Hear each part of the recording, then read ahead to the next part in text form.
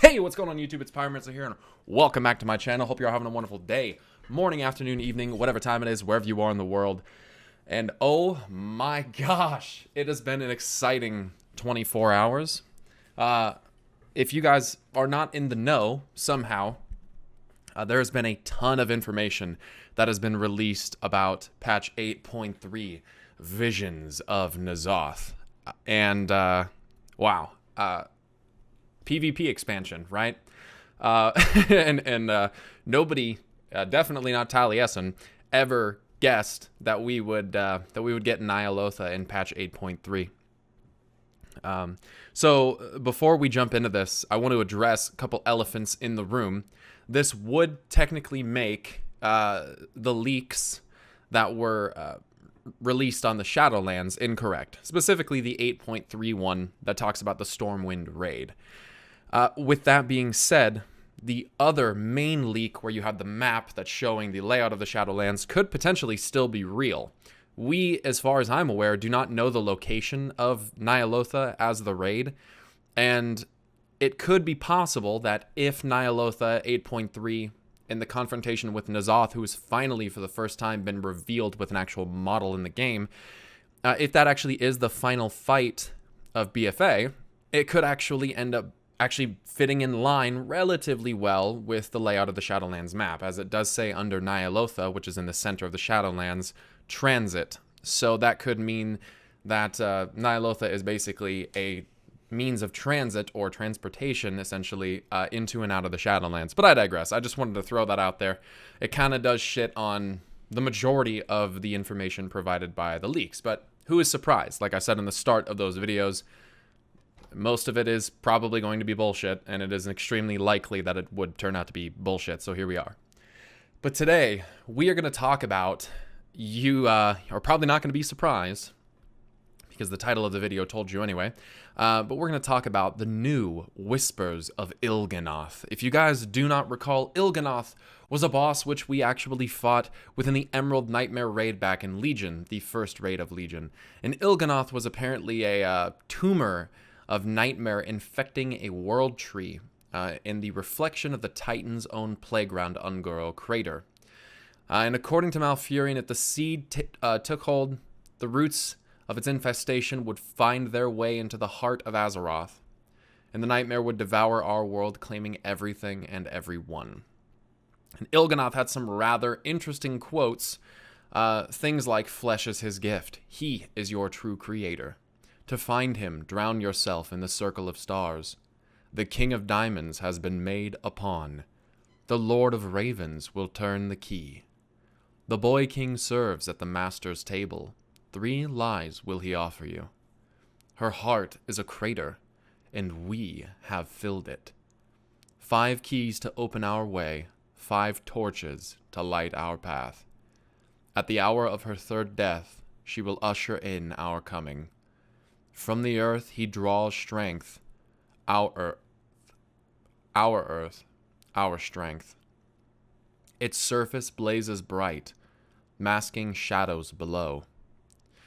And Il'gynoth, upon death, says, "N'alotha, I journey to ny'alotha." And so it would seem that we actually will re-encounter Il'gynoth in ny'alotha, the new raid of 8.3. Now, with that being said, let's take a look at his new whispers. We're going to talk about what they mean. And we're going to cover a lot of this other 8.3 stuff separately, so I just want to break down the Whispers of Il'gynoth first. "Before the last shadow falls, the Father of Sleep shall savor his feast." Now this is a direct nod to Muzela, who is this Loa, apparently, and really, in the Haitian voodoo that the Loa in WoW are heavily inspired from, almost anything can be a Loa. So that is to say that whatever Muzela is something that we've never seen. It is described with several titles: Son of Time, Father of Sleep, Friend of Night, God of Death. Before the last shadow falls, the Father of Sleep shall savor his feast. So, I think the last shadow falling is probably talking about N'alotha. Before N'alotha falls, the father of sleep shall savor his feast. Now, there's different ways you could take this. The father of sleep, Muzela, god of death, son of time, friend of night. The father of sleep could be the one savoring the feast of the last shadow, that being N'alotha, because Sylvanas does have that quote most recently where she says that in the end, he too, referring to N'alotha, shall serve death, serving potentially in the manner of literally feeding. The father of sleep shall savor his feast. So, could be that N'alotha basically lining the streets with bodies and corpses is literally feeding the father of sleep. I'm going to be honest. I think that Muzela, as an ever-shifting shadow, this ever-shifting darkness that doesn't take a direct form, to me that sounds like death. The Golden One claims a vacant throne. The crown of light will bring only darkness. Now that's talking about Calia Menethil. 100%. I'm pretty positive on that one. The Golden One being Calia Menethil, who was resurrected, if that's what you want to call it, by a Naru, claiming a vacant throne. Yeah, it's literally Calia Menethil claiming like the throne of Lordaeron and claiming leadership, or at least apparently she's going to attempt to kind of claim leadership of the Forsaken. And this is something that Lillian Voss actually helps to set up, which is a little bit disappointing because I don't really like Calia Menethil that much. And Lillian Voss is actually one of the more interesting undead characters, in my opinion. So it's kind of an interesting kind of thing going on here. The crown of light will bring only darkness. This is something I've kind of been saying for a while, that Calia and her presence here and what she's doing is not a good thing. And as we know, light is most often, from what we've seen, going to fade away inevitably and leave nothingness behind it, leave this void, this entropy, this darkness. So the crown of light bringing only darkness. I don't think Calia's presence is something that we should be terribly happy about. But I'm pretty positive on that one that's talking about her. When their mistress beckons, 9 ravens take flight. Each seeks a prize to earn her favor. Now this one, me and some people in my Discord had a discussion on last night for like an hour and a half. When their mistress beckons, 9 ravens. So Sylvanas, if I'm not mistaken, originally had 9 Valkyr. When she jumped off of Icecrown's citadel, there were 9 Valkyr which approached her. Now, if you read the Edge of Night short story on the Warcraft website, and I have a video on this as well where I read about it, this is an interesting little thing that goes on, because it's said in the reading that Sylvanas has the heart of a warrior, and she is much, much like the Valkyr. With that being said, Sylvanas immediately loses one of her Valkyr. I believe it was Anhild, if I'm not mistaken. Feel free to correct me in the comments if I'm wrong. And she is left with 8 Valkyr. However, Sylvanas has made a bargain with the queen of the Valkyr herself, Helia, right? Now, Helia is an interesting thing, because Helia is heavily modeled off of the Norse mythological goddess Hel, who has dominion over the underworld. And the thing is that ravens, and I have one tattooed on my ribs partially for this reason, are generally attributed to death.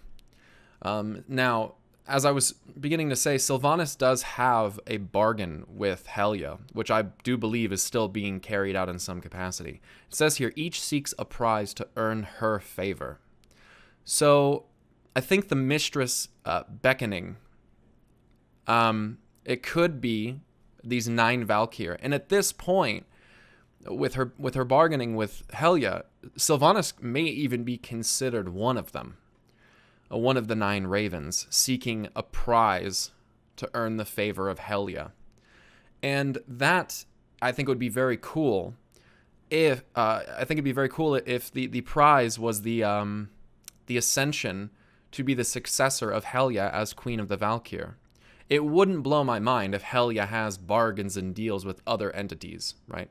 Specifically like those related to death. It is really possible that when Odin sacrificed his eye in order to peer into the Shadowlands, that the thing which he made a bargain with was Helia. It's possible. It's also possible it was Muzela, whatever Muzela is. And it's also likely that it is another reference to ravens via Hunin and Munin, the two ravens that Odin has that basically are little shadow ravens that serve as his eyes. Something that, if I'm not mistaken, also came from Helia. Helia literally also has like dark black, almost like raven wings on her. And I just think that it's a little bit too coincidental that Sylvanas had 9 Valkyr, or could serve as the 9th herself because one initially goes. The thing is that since these Valkyr have a pact with Sylvanas, it would seem that by the time that Sylvanas dies, if she does, all of the other Valkyr will be gone, and probably will be spending the rest of their time in oblivion, wherever that is, which in the Edge of Night short story kind of sounds like is in the void, the infinite void, as Sylvanas describes it. Which I want to point something out. In that short story, when Sylvanas jumps off Icecrown and she sees the Shadowlands, that's not what she sees. It says very clearly in there that she's gazing into the infinite void, the all-consuming darkness, not what I would say is the Shadowlands. It sounds like she was almost doomed to languish in the eternity of the void forever.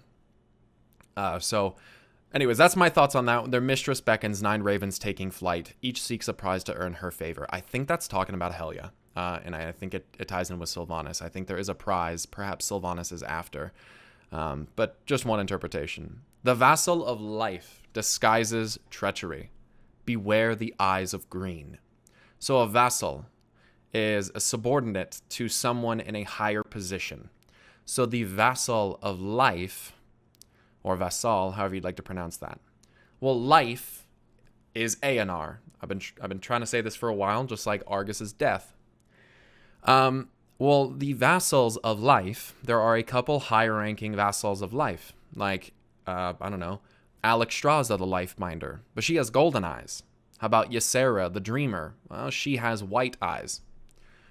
You do have Freya, who was basically the direct descendant, essentially a construct and daughter of Aenar herself. And she does have green eyes. And it would seem that, especially with the presence of Ra-Den in ny'alotha, that we could have some more interesting storyline things coming up with the Keepers. I mean, consider how involved the Dragonflights have been recently, and the Dragonflights are literally just power descendants of the Keepers. So basically you have Titans, the next level down, the next subordinate to the Titans, the vassals of the Titans are the Keepers. Then you would have the Dragonflights, etc. Beware the eyes of green. See, that's the big thing. It could also be that other green dragon that we've been dealing with a lot in the Emerald Dream lately. What is it? Is it Mithria? Something like that. I believe she has green eyes, but it's a disguise for treachery. So I think that's a little bit interesting, because we all often, not all, but many often assume that as something that is a vassal of life or a representation of life, that it must be good. This is something that I have kind of pushed at for a while now to say, like, no, it's not always good, and the treachery is apparently being disguised by life. So that's pretty scary. Now, some people say Illidan. I think right now Illidan's kind of on hold, and we've dealt with Illidan enough recently that I don't think that that's likely what this is going to refer to. And then his brother, Malfurion, who does have green eyes. He used to have silver eyes, but according to the latest cinematic, I believe the one with him and in Tyrande, he actually has green eyes. And he certainly is a vassal of life, as Archdruid, right? So it could be a disguise of treachery. I mean, Malfurion has been directly corrupted by the Emerald Nightmare a couple times now, actually. Xavius definitely left his mark on Malfurion, and there could be treachery on the horizon. And that'd be pretty crazy. I mean, it'd be pretty crazy if Malfurion decided to do something really, really bad, and Tyrande had to put him down, or something like that. So that'd be an interesting way for that to go as well. Now this one's interesting. 5 lanterns, now darkened. The flame they seek will light the master's way. So remember the quote, 5 keys to open our way, 5 torches to light our path. There's been a lot of speculation on what those keys could be. Very likely that it was the pillars of creation to open the way to Argus. Depends on how you interpret that.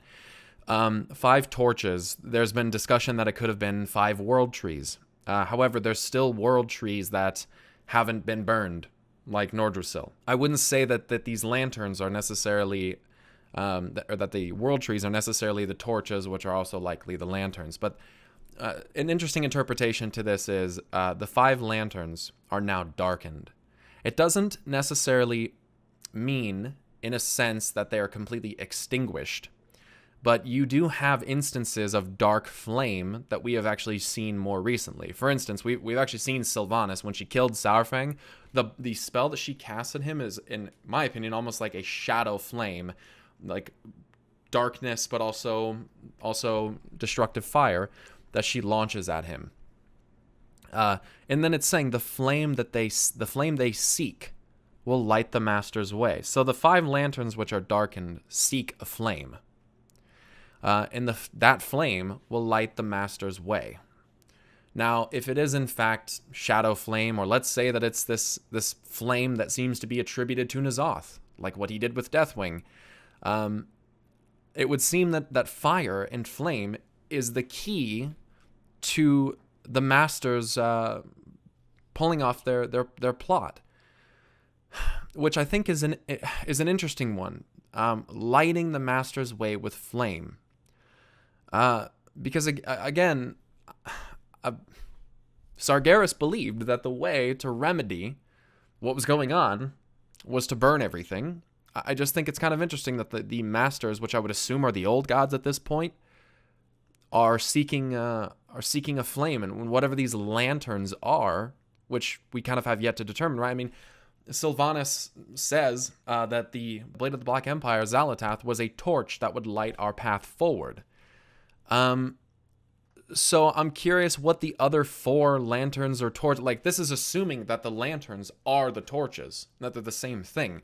But considering we've been working on the same numeral of 5 this entire time, I would assume that the lanterns are supposed to be attributed to the torches as well. So whatever the torches that lit the way, maybe the torches, now they're darkened and there's a flame that is being sought after. And that could be a shadow flame, the flame of death, the flame of darkness. So I don't know. That one's probably one of the most up in the air quotes of all of these. The blind queen wields a scepter of bone. From the deep, she calls forth doom. Now, there's some different interpretations for this. Some of the ones that people will probably jump to first and foremost is Queen Ashara. The blind queen wields a scepter of bone. From the deep, she calls forth doom. Now, you could also attribute this to Sylvanas, potentially. And the way that you would basically attribute this for those kinds of characters is Ashara being blinded by her pride, right? But Ashara doesn't really wield a scepter of bone. You could say that Sylvanas is blind with rage or fear, even, and that it's in some capacity could be attributed to her. But Sylvanas doesn't really wield a scepter of bone either. From the deep, she calls forth doom.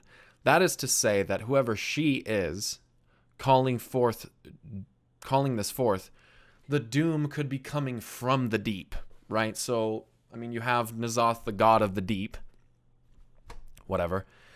So I'm not sure about this scepter of bone thing. One interpretation of it is that it's actually talking about Aenar. And how that is essentially handled is back in some of the RPG lore.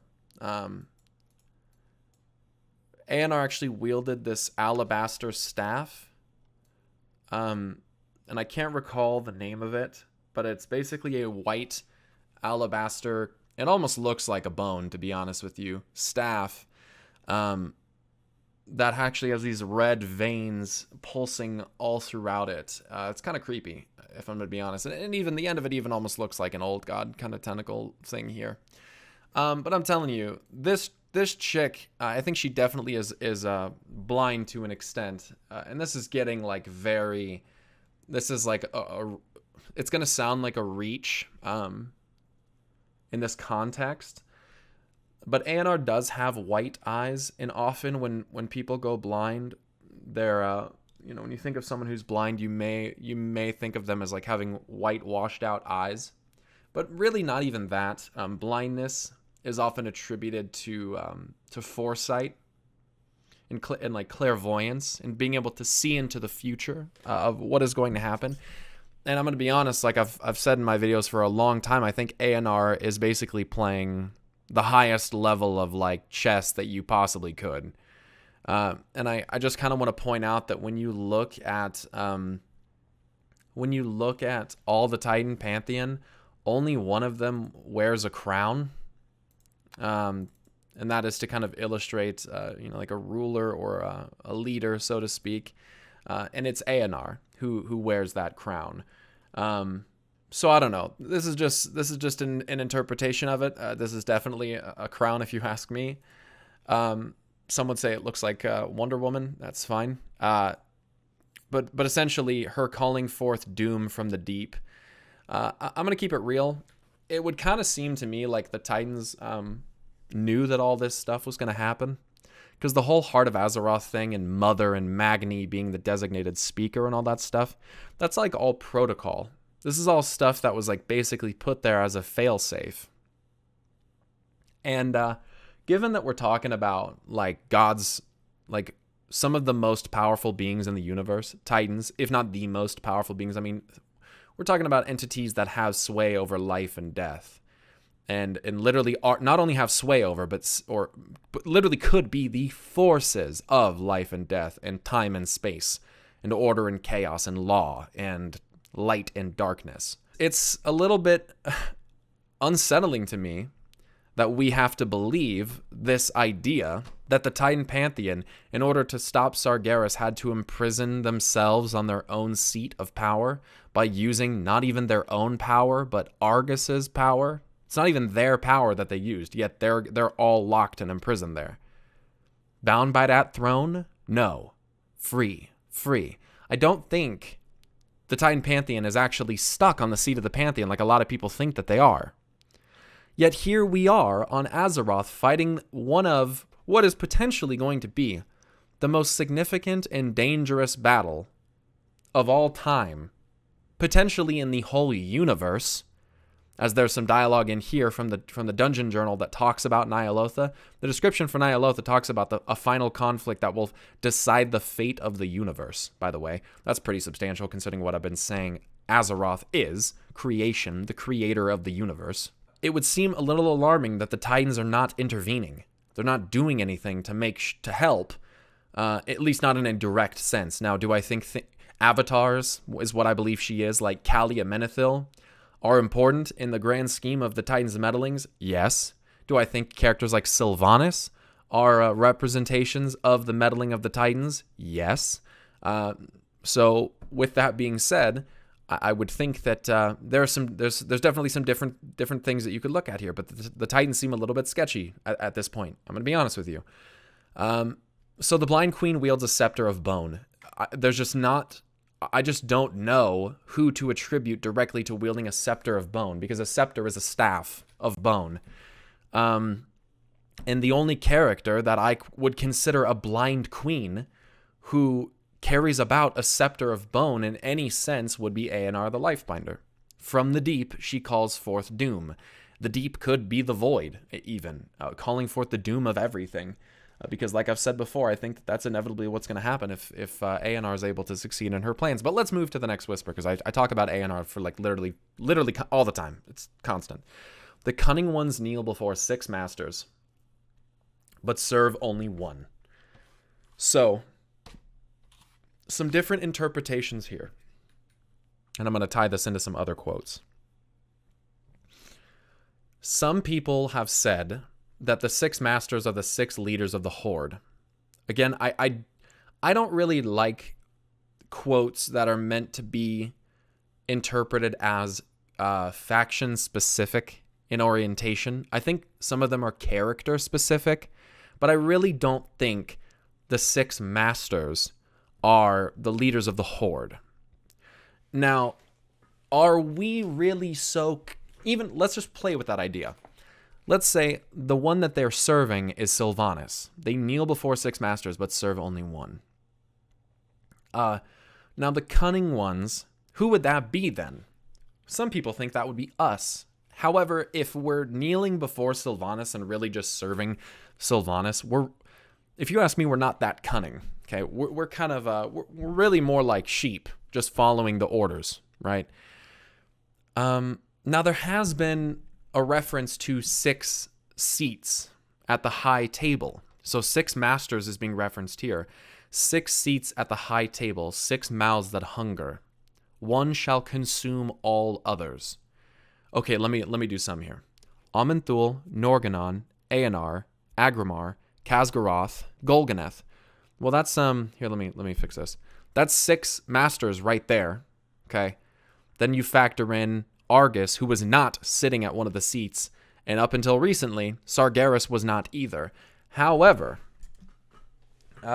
with that being said, I do think that with the whole quote, in the end, death claims us all, in the end they will serve death, they will serve me, things like that, which Sylvanas has said. I think that ultimately, whoever these 6 masters are, I think it's probably talking about the Pantheon, and the cunning ones could be interpreted as Illidan and Sargeras, as kneeling before these six other masters. Argus is here now. I'm telling you guys, Argus is not at the seat of the Pantheon anymore. He's here in this planet. He walks among us in the shadow. I promise you that. The sword being stabbed into our planet is how Argus got here. Plenty of videos about that if you want to check that out. But people are always asking what's happening with Illidan and what's happening with Sargeras. And as I said earlier on in this video, I think what's happening right at the moment is kind of put on hold, but it could be interpreted that they are the cunning ones. And in a capacity, Illidan and Sargeras inevitably serve death.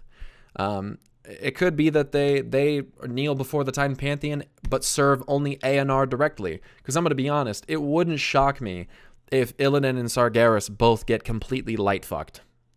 I mean, honestly, Aenar is incredibly cunning, and it's almost to a frightening level, and it kind of makes me think that the cunning ones, probably being Illidan and Sargeras, they've done some quite cunning things themselves, and the one which they serve is probably going to be Aenar. But anyway, these are just some interpretations, right? Like, if I really sat here and thought about this for hours, there's probably different things you could come up with. This is just kind of what I'm seeing at face value as of right now. So anyway, just to go back through them again before the last shadow falls. N'Zoth, the father of sleep, shall savor his feast. I think Muzela, which is talking about Argus feasting with all the death, probably eating these souls or something of that capacity. The Golden One claims a vacant throne. The crown of light will bring only darkness. That's Calia Menethil, taking over the Lordaeron and the Forsaken. When their mistress beckons, 9 ravens take flight. I think that is talking about Helia and the 9 Valkyr, which were originally had a pact with Sylvanas. Each seeks a prize to earn her favor.